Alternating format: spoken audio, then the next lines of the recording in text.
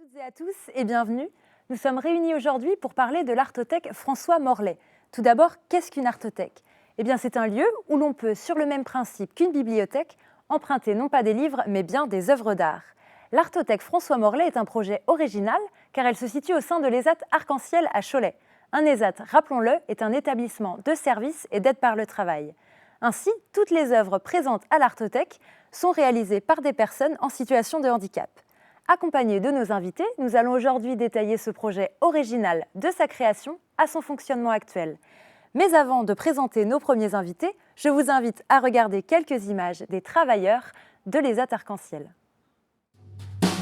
Créé en 1982, l'ESAT Arc-en-Ciel accueille parmi ses 3 sites à Cholet et à Beaupréau des personnes en situation de handicap, proposant un large éventail de savoir-faire.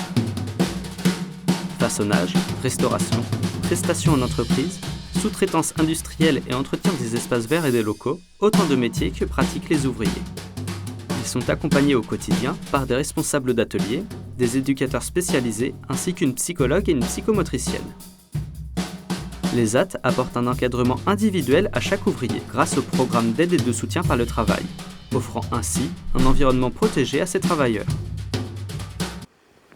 Avec nous pour parler de cet établissement, Monsieur Boursier, bonjour. Bonjour. Vous êtes directeur de l'ESAT Arc-en-Ciel. Avec vous, Monsieur de Sauveboeuf, vous êtes président de l'association La Parc. Et à vos côtés, Monsieur Voisin, vous êtes administrateur de cette même association. Alors la première question qui me vient, c'est qu'est-ce que La Parc et quel est son lien avec l'établissement l'ESAT ? En 1979, des parents avaient des enfants. Ils ne savaient pas très bien où ils pouvaient les mettre. Ils sortaient de l'IMPRO. Ils se connaissaient bien, mais il y avait de la place nulle part. Ils ont essayé de faire une association pour créer La Parc. La Parc a été créée donc en septembre 1979 et donc ils ont fait beaucoup de démarches pour ouvrir justement ce centre d'aide par le travail. Parce qu'il faut savoir qu'en 1980, il y avait quand même 70 personnes recensées dans le Choletais en attente de structures de travail. Des personnes en situation de handicap, qui n'avaient pas de structure. En situation qui sortaient de l'IMPRO en particulier. Et donc, le CAT a ouvert en octobre 82. Plusieurs établissements. La Parc ne gère donc pas que l'ESAT. La Parc ne gère pas que l'ESAT. En 82, il n'y avait que l'ESAT. Ensuite, il y a eu l'hébergement, le CAJ, le centre de jour, l'UPHV pour les personnes vieillissantes. Et le SAVS, qui est un service d'accompagnement à la vie sociale pour des personnes qui sont dans des appartements personnels et qui ont besoin d'un soutien, d'aide. Voilà. Donc beaucoup de personnes accompagnées du coup par La Parc, que ce soit à l'ESAT ou dans d'autres établissements. Au total, 280 personnes sont accompagnées. Et quand je dis les établissements et les services emploient 80 salariés. Donc, beaucoup de monde. Il y a des établissements aussi bien sur Cholet que sur Beaupréau. D'accord, donc nous on va s'intéresser à l'établissement, à l'ESAT Arc-en-Ciel. Monsieur Boursier, vous en êtes le directeur actuel. Aujourd'hui, l'ESAT, c'est quoi ? Alors l'ESAT Arc-en-Ciel, aujourd'hui, c'est l'accueil de 185 personnes en situation de handicap sur 3 sites géographiques différents, 2 sur Cholet, 1 sur Beaupréau dans les Mauges. Sur Cholet, le site historique de la rue de Tours et également sur la zone industrielle du Cormier, un site de l'ESAT. Des activités de production avec des ateliers qui sont pour moitié, puisque ça représente 8 ateliers sur 16 aujourd'hui dédiés à la sous-traitance, que ce soit sous-traitance manuelle ou sous-traitance industrielle, et puis des activités de service. On peut y trouver par exemple des équipes d'entretien d'espaces verts, des équipes qu'on a vu sur le film, une équipe d'entretien de locaux, une blanchisserie. Bien sûr, des activités de restauration, notamment un restaurant ouvert au public sur le site du Cormier et un self sur le site de la rue de Tours, un très beau restaurant. Pincée de sel, le restaurant. Et puis, dernière activité née au sein de l'établissement, c'est l'artothèque qui s'est appuyée sur les activités artistiques qu'on évoque aujourd'hui. Donc oui, on est là pour parler de ces activités artistiques et justement, elles font la particularité de l'ESAT Arc-en-Ciel. Et avant d'accueillir de nouveaux invités, on va regarder tous ensemble quelques images des ateliers artistiques de l'ESAT Arc-en-Ciel.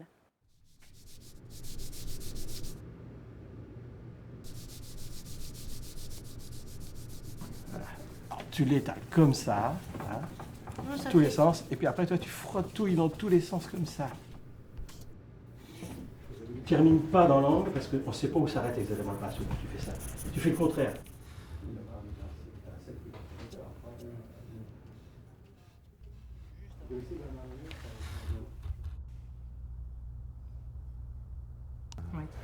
Parce que tu vois là, c'est du brut de noix et ça c'est de l'acrylique. Alors le temps qu'elle sèche là-dessus, surtout sur le noir, ça demande un bout de temps. Ouais, tu peux peut-être marquer un petit peu plus encore. Tu me feras un petit truc par là aussi là.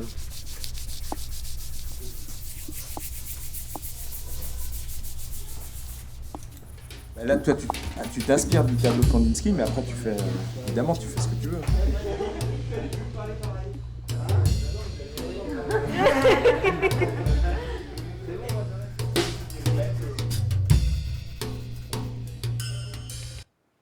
Avec nous pour parler de la création de ces ateliers artistiques, Monsieur Boursier, restez sur le plateau. Avec vous, Monsieur Rondeau, vous étiez directeur de l'ESAT au moment de la création de ces ateliers. Et avec vous, Monsieur Degnaud, vous étiez psychologue également au même moment et vous avez tous deux participé à ce projet des ateliers artistiques. Alors, Monsieur Rondeau, vous étiez donc au cœur de la création de ce projet. Comment est née l'idée au sein d'un ESAT de créer des ateliers artistiques? Alors, nous sommes en 93. L'établissement s'appelle alors un centre d'aide par le travail et il est centré sur une activité de production.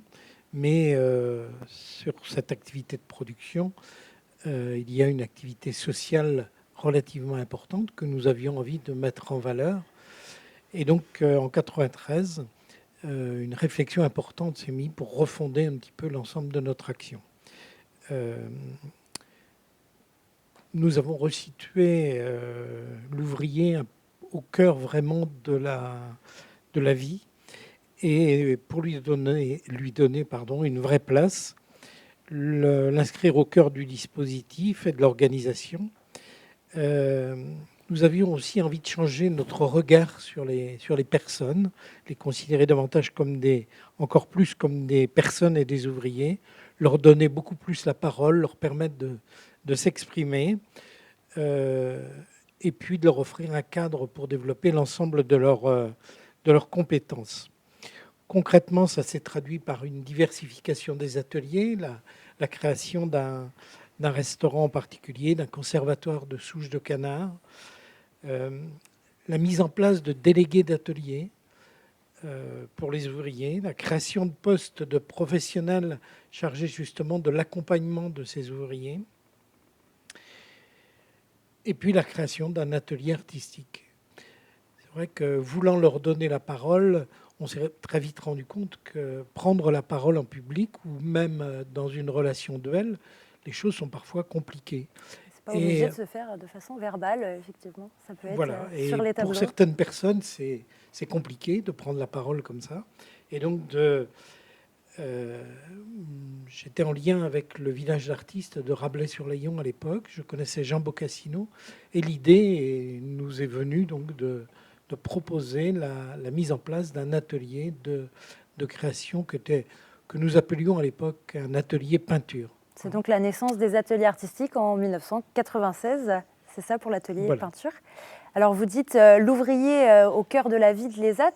Donc vous, Monsieur Degnaud, en tant que psychologue, est-ce que vous avez vu vous voyez ça de la même manière, vous qui avez accompagné les travailleurs qui participaient à ces ateliers?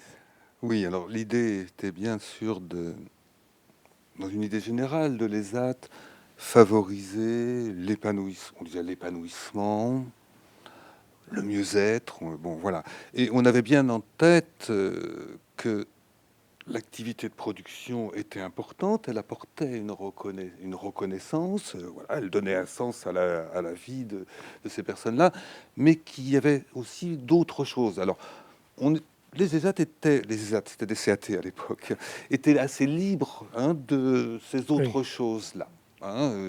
effectivement. Et parmi d'autres choses proposées, parce que c'était quelque chose qui nous titillait, ça faisait partie de notre sensibilité un peu, alors à Michel Rondeau, à moi, mais aussi à d'autres dans l'établissement, c'est-à-dire, mais du côté de la création artistique, il y a peut-être quelque chose là à proposer, à une époque où, effectivement, au niveau artistique, la place de l'art brut, voilà, était reconnue. Bon, j'ai envie de dire qu'on n'avait pas trop défini les choses. On voulait ouvrir un espace pour ceux qui le souhaitaient, où effectivement ils pourraient montrer, dire. Alors, on pourrait parler d'expression, on pourrait parler de création, on pourrait parler d'œuvre, autrement que ce qu'il y avait là, et un espace accompagné par quelqu'un de compétent, un artiste. Jean Bocassino, voilà, Jean Bocassino. Et effectivement, il y a eu une rencontre aussi là, entre cet artiste et ces personnes-là. Alors, on a été extrêmement surpris. Extrêmement surpris d'abord de l'investissement des ouvriers, certains ça ne les intéresse pas, mais il y en avait certains vraiment qui s'y accrochaient, et de la production. C'est-à-dire que ce qu'ils produisaient là nous a bluffés, nous. Mais quand on a fait la première exposition à Rabelais-sur-Layon, au village d'artistes, ouverte à un public qui ne venait pas voir des œuvres d'handicapés, qui venait voir des œuvres d'art, eh bien, peu d'œuvres sont restées à la fin de l'exposition. Beaucoup ont été vendus. Donc un gros bénéfice aussi en termes de reconnaissance sociale. Je crois qu'on peut dire que la production de ces œuvres-là nous a bousculé et j'irais à changer notre regard sur les personnes que nous croyions connaître, et j'irais même à bouleverser parfois le regard de leurs propres parents sur ces personnes. Et ça a été des moments très importants. Quand ils ont vu que des amateurs d'art étaient prêts à mettre le prix pour l'œuvre de leur fils ou de leur fille, dit handicapé, c'était effectivement là il y a quelque chose qui se passait là, à ce moment-là. Et donc ça c'était il y a maintenant 96, plus de 20 ans, la création. Monsieur Boursier, est-ce qu'aujourd'hui tout ça est encore vrai en termes de reconnaissance et comment fonctionnent ces ateliers à l'heure actuelle? C'est toujours autant d'actualité. C'est effectivement des ateliers qui sont portés sur l'ensemble des sites de l'ESAT. Donc on a parlé là de l'atelier peinture sur le site de rue de Tours, mais il y a aussi un atelier dessin sur le Cormier, un atelier art et volume sur Beaupro. Ça s'est développé. Donc aujourd'hui, c'est environ 45 ouvriers qui chaque année bénéficient de ces activités. Et puis j'entends parler de production. Ces activités artistiques ont amené à une production artistique. Donc épanouissement, oui, mais aussi la reconnaissance de la valeur, de la qualité de ce qui était produit par les ouvriers. Donc ce qui a amené à transformer, si je puis dire, cette activité dite de soutien, comme on la nomme dans les ESAT, en une activité de production. Et là, on peut parler de production marchande, on peut parler de production sociale, portée à travers les activités artistiques. Et ce qui a conduit en dernier lieu à la création de l'Artothèque pour venir valoriser l'ensemble du travail qui est fait par les ouvriers. Il y a effectivement, j'ai envie de un vrai travail qui produit une œuvre. Oui. Alors après qu'on la valeur artistique, mais une œuvre pour un ESAT qui a fait le choix que ce soit des ouvriers. D'autres ESAT ont d'autres appellations. Un ouvrier produit une œuvre, que ce soit. Et je trouve que c'était très intéressant parce que ce qui se passait dans cet atelier, ce qui se passe dans ces ateliers-là, est très proche de ce qui se passe dans les autres ateliers. Des professionnels accompagnent une production et des formes d'œuvres. Tout à fait. Et ben justement, nous allons voir les artistes encadrants qui s'occupent de ces 3 ateliers. Donc quelques images de Pierre Iquenot, Jean Bocassino et Dominique Chrétien. Tout ce qu'on a pu me donner dans le passé, j'essaie tout simplement de le transmettre aujourd'hui. Voilà. Moi, je les découvre à chaque instant dans leur écriture, dans la manière dont ils appréhendent la feuille, les couleurs, le pastel, les huiles, etc. Ils ont la liberté du sujet. Ils font vraiment ce qu'ils veulent. Après, moi, des fois aussi, je leur donne des indications techniques. Ils ont aussi toute leur liberté parce que moi, je passe beaucoup de temps à leur expliquer comment arriver à faire quelque chose plus facilement, mais ils en font qu'à leur tête. Le but, c'est pas qu'ils arrivent au départ en faisant une chose et puis que pendant 10 ans, ils vont faire la même chose. C'est progressivement, c'est les amener dans des petites routes qu'ils n'avaient même pas imaginées, quoi. Moi, je le conçois vraiment comme un lieu d'expérimentation. C'est un atelier d'artistes. Philippe Violot et Elodie Dugas, vous êtes correspondants d'ateliers et vous êtes tous deux investis dans les ateliers artistiques. Avec vous, Benoît Savoie, donc vous êtes ouvrier à l'ESAT Arc-en-Ciel et vous participez à l'un des ateliers artistiques. Alors la première question qui me vient, c'est on a vu les objectifs de départ de ces ateliers artistiques. Est-ce que c'est encore les mêmes aujourd'hui et quels sont les impacts en fait sur les ouvriers de ces ateliers artistiques ? On peut dire que les objectifs sont les mêmes au niveau de la reconnaissance, de la valorisation. Après, ce que ça produit auprès des personnes qui participent à ces ateliers-là, c'est vraiment un peu de la découverte de soi. Il y a des personnes qui n'avaient jamais fait de dessin ou alors uniquement chez eux, sans regard extérieur vraiment, et puis qui se découvrent tout d'un coup une passion pour, je sais pas, le fusain ou une technique ou un thème. Et qui se découvre vraiment un petit côté artiste. Voilà. Et ça, on sent vraiment toujours un grand plaisir de ces personnes à venir un peu se découvrir, enfin, au moins par ce biais-là. Je crois qu'effectivement, là, Pierrick parlait d'expérimentation, c'est vraiment ce qui est essentiel. C'est un espace pour oser faire. Oser la rencontre avec des supports, un artiste qui vient de donner des conseils techniques, la rencontre avec les collègues et puis la possibilité de rencontre avec l'extérieur par le biais d'expositions. C'est vrai qu'il y a des expositions, on va dire régulièrement, tous les ans, plusieurs fois par an. Par exemple, il y en a une tous les ans au Jardin de Verre de Cholet. C'est aussi un espace où, du coup, cette exposition amène le fait de s'y déplacer, de faire un vernissage, de rencontrer des personnes extérieures, et puis peut-être d'y retourner, de rencontrer aussi un lieu culturel, local, et de pouvoir s'investir dans la vie de la cité comme ça. Donc, vraiment une ouverture vers l'extérieur. Oui. Un espace de rencontre entre artistes. Le Jardin de Verre, c'est un lieu qui accueille des musiciens, des théâtreux, des danseurs. Il y a cette exposition de tableaux des ouvriers. Il y a cette rencontre-là avec des regards de personnes artistes. Et ça, c'est vraiment intéressant. On parle des impacts sur les ouvriers. Donc, qui mieux placé pour un ouvrier ? Benoît Savoie, donc vous participez à l'un de ces ateliers. Vous participez auquel là ? Celui-là de Pierrick. Donc c'est l'atelier dessin. Oui. Alors, vous, qu'est-ce que ça vous apporte ? Parce que là, on parle d'ouverture vers l'extérieur, de moyens d'expression. Est-ce que vous voyez ça comme ça ou autrement ? Je fais un peu de la vie, quoi. Ça aide un petit peu à s'exprimer, tout ça. Puis en fait, quand on voit les peintures des uns et des autres, ça nous inspire aussi. J'ai pris l'autre jour un dessin d'une de mes collègues qui avait dessiné Jurassic Park. Et c'est un très beau truc, moi aussi, ça m'a fait penser à une affiche de ciné. Puis on parle avec les personnes, comment ils ont fait ça, comment ils ont fait ci. Et puis c'est au fil du truc, c'est très inspirant. Ça permet aussi de vouloir essayer cette pratique, de vouloir essayer après le dessin, le fusain, la peinture. La peinture aussi, je commence à écouter, je commence à essayer de le faire en peinture. Des contacts qui amènent à des expérimentations. Alors, il me semble que vous avez emmené l'une de vos œuvres. Alors, si vous pouvez nous expliquer ce que c'est et pourquoi vous avez décidé de représenter ça. Au début, j'avais une passion de faire DJ et puis ça s'est pas vraiment réalisé, donc je l'ai mis sur le dessin. Donc apparemment, il y a beaucoup de monde qui me félicite de cette œuvre, donc je suis assez content. Et vous en êtes fier même de la montrer Oui, très très fier.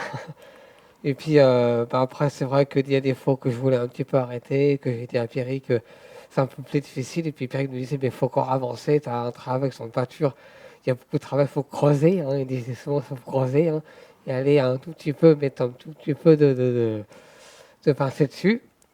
Et puis après, là, c'est un petit peu la lumière qu'on voit ici. Et puis après, il y a des moments où j'en doutais de ce que je faisais. Et puis après, là, on a mis, il me disait un petit peu du clair là, du clair pour faire la nuance, que la nuance c'est très important dans un dessin. Ça permet d'un petit peu de voir du punch, de la force. Donc voilà. On voit le rôle là, des artistes encadrants qui est vraiment... qui a l'air très important. Ils guident sans imposer, donc je pense que c'est des personnes... Oui, ça c'est important. Ils guident, à la fois ils ont la connaissance de plein de techniques, à la fois ils sont très respectueux et notamment par rapport à ce que je connais de Benoît. C'est vraiment ton style, Benoît. Quand tu as découvert le fusain, c'était une découverte. Au début, je trouvais ça assez bizarre, mais après, je vois que le fusain fait de beaux modèles. Donc après, il y a la peinture, mais c'est vrai que ça tâche un petit peu sur les doigts. Mais Pierrick disait qu'il fallait aussi travailler beaucoup sur le fusain, parce que c'était une technique qui était très bien, qui était très bien forte, quoi, qui mettait pas mal de relief. Et moi, j'en doutais un petit peu au début. Je me suis dit que j'ai envie d'un peu changer. Et Pierrick croyait que c'était possible d'avancer sur encore davantage de performance et de beauté et de trucs comme ça. Donc, vous avez suivi le conseil de l'exigence. Oui. C'est ça aussi que j'entends, c'est qu'il y a de l'exigence et c'est aussi pour ça qu'il y a des beaux résultats.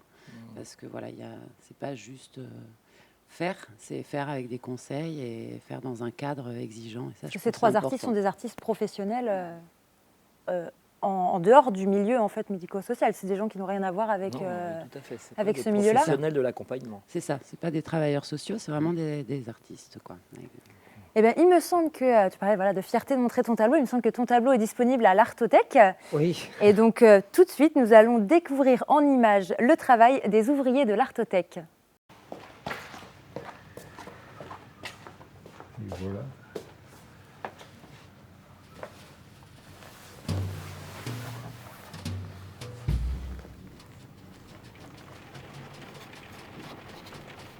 Moi, je fais un blanc. Et oui, un noir.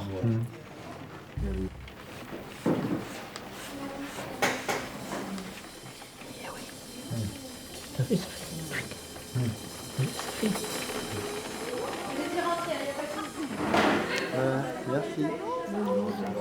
Attendez, je vous donne la livraison. Ah oui. Un retour, t'as pas noté. Une adhésion, la durée de la location et le prix par œuvre. D'accord. Tu m'as dit 33. J'aime bien faire ça. Rentrer les œuvres, accueillir le public. Lydie, tu l'emballes? Oui. Ok.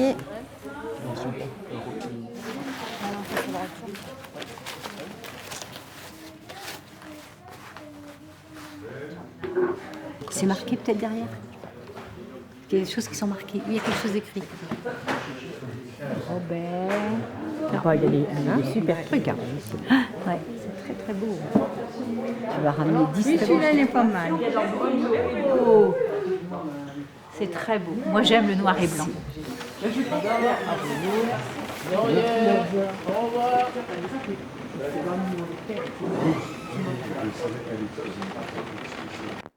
L'ESAT a donc développé cette idée de proposer des œuvres à la location au sein de l'Artothèque.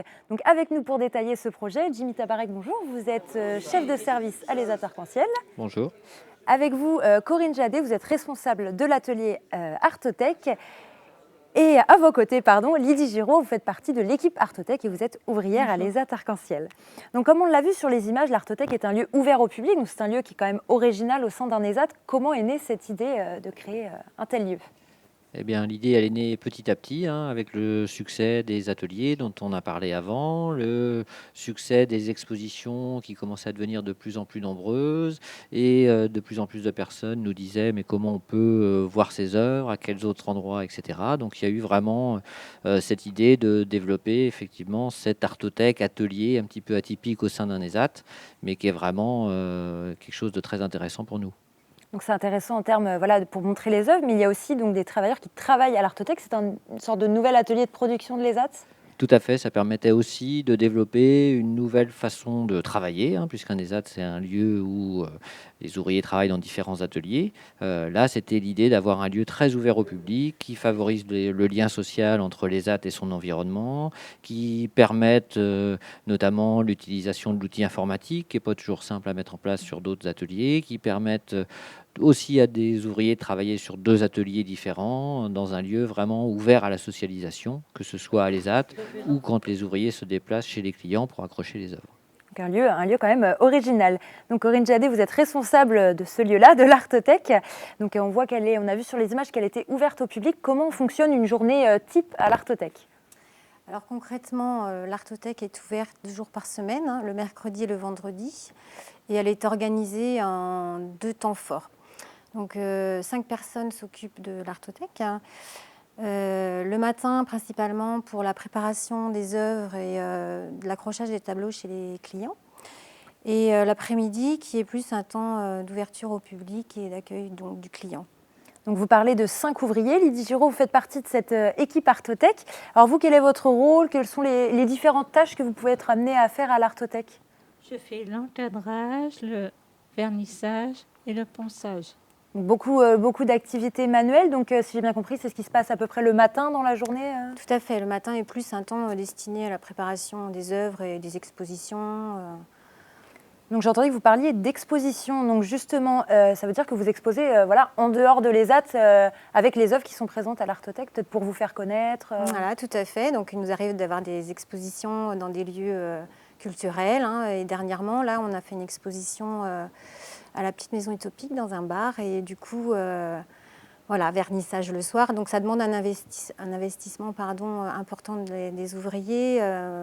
D'avoir des horaires un peu voilà, en dehors des temps de travail. Des temps classiques de travail. Donc Lydie, vous avez déjà participé du coup, à des vernissages, des choses comme ça? Oui. Alors, est-ce que c'est ouvert, enfin la location, du coup, elle est ouverte qu'aux particuliers ou elle est ouverte à d'autres types de personnes? Au cabinet dentaire. Elle est ouverte en fait à à tout le monde. Hein. Tout le monde peut venir louer à l'Artothèque et puis... on a beaucoup d'instituts médico-sociaux qui viennent louer en ce moment. Et voilà, donc... n'importe quelle entreprise peut venir pour qui décorer ses locaux. Voilà. D'accord. Et alors, si, imaginons, j'arrive pour louer une de vos œuvres, comment se passe concrètement un emprunt? Il faut remplir un contrat, il faut le mettre dans le site internet et après on emballe le tableau. Donc à l'Artothèque, effectivement, on a un logiciel adapté pour que les ouvriers puissent gérer les emprunts et les retours des œuvres, avec un site internet aussi qui est géré aussi par les ouvriers. Donc voilà, donc, ils peuvent rentrer toutes les informations liées aux expositions. Donc on voit que ça nécessite quand même une équipe investie et du coup tout est adapté pour faciliter tout ça. Alors aujourd'hui, comment se porte l'Artothèque et puis qu'est-ce qu'on peut lui souhaiter Eh ben, l'Artothèque, elle est en phase de développement. Hein. On est, comme on l'a dit, sur un dispositif assez original. En plus, on est situé sur la ville de Cholet, qui n'est pas une grande agglomération. Donc, il faut continuer à développer. Il faut qu'on puisse... On a évoqué un petit peu, Corinne, tout à l'heure, tu as évoqué les entreprises. C'est vraiment des gens vers qui on souhaite aller. Pas seulement, j'ai entendu, vous disiez décorer. Pas seulement pour décorer, mais pour mettre en valeur des œuvres fortes, pour... pouvoir, dans des locaux d'entreprise, amener une vision de la société, puisque chaque artiste de chez nous peint avec ce qu'il est, qui est vraiment différente, riche et forte. Donc on a envie aussi de continuer le développement de l'Artothèque dans ce sens-là. Si j'ai bien compris, c'est l'équipe d'ouvriers qui va monter dans les entreprises, chez les clients. Donc il y a aussi ce lien vers l'extérieur dont on parlait tout à l'heure dans le cadre des ateliers artistiques. C'est tout à fait juste. Ouais. D'accord, eh bien... Je pense qu'on va remercier tous nos invités pour leurs interventions et leur participation. Et à très bientôt à l'Artothèque François Morlet.